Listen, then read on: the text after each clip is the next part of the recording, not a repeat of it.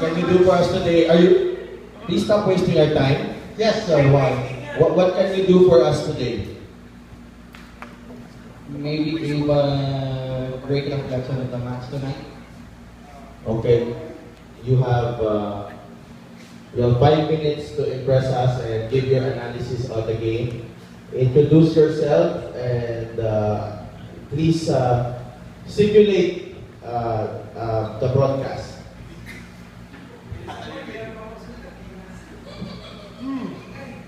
Ready? 3, 2, 1, go. A great night for Pinoy football has just begun as the Philippines has beaten Nepal and snapped a streak of 4 winless runs dating back to the Suzuki Cup. It was a night to remember for not just for the home side supporters but also for the expatriate Nepalese community who took an effort from their studies and their work to lend support to the Solidarity Cup champions. However, it was not all well that ends well for the visitors, as a red card almost took out the fight of them. William Husband might have missed the first penalty, but he was made sure not to miss the second, sending more than 3,000 supporters in the Rizal Memorial into raptures, giving them the fitting send-off before the Asian Cup qualifiers in the Philippines ships to Bacolod and the Canaguas Canal Stadium.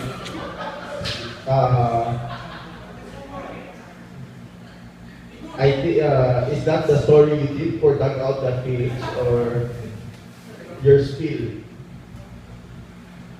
My spiel ko. Somewhat of my spiel na... Okay. What do you want? What do you hope to achieve with that?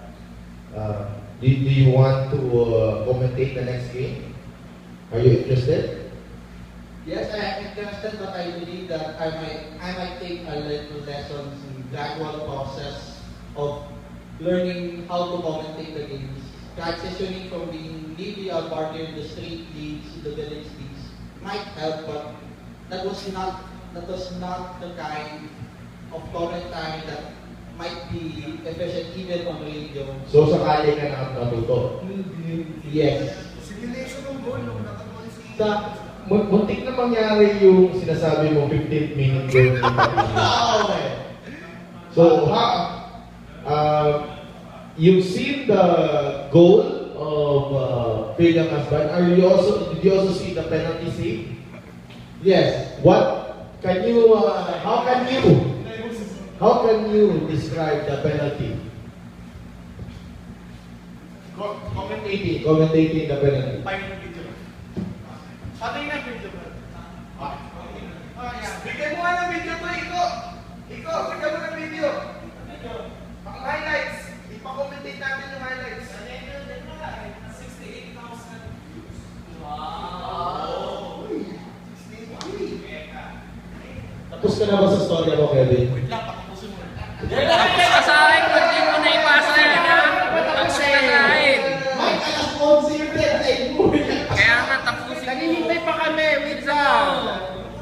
Ayan na. Video na yan, may video, ha? Available.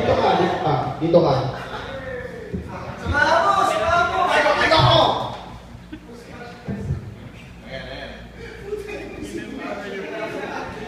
Oo, na-tripod ko. Brilliant check on his book and looks like he's set up. But obviously now it goes to opportunity. This is the goal. Check that out with the trip on Mike Ott. On the right side of the box. 43 goals for William Husband, an national record. Beat still unmatched. It's a 7 away from the half century that no Filipino Bruto has ever made before. Everybody's watching and everybody's standing here in the Rizal Memorial for round 2. Round 3. How bad do you want it? Makes it 2-0 Philippines!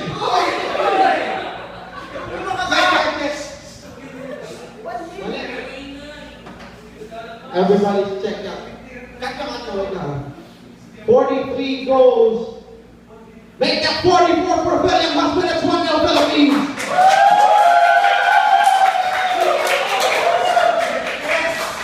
Sweet revenge for the skipper. After saving his penalty, smashed it in the bottom left and into the net.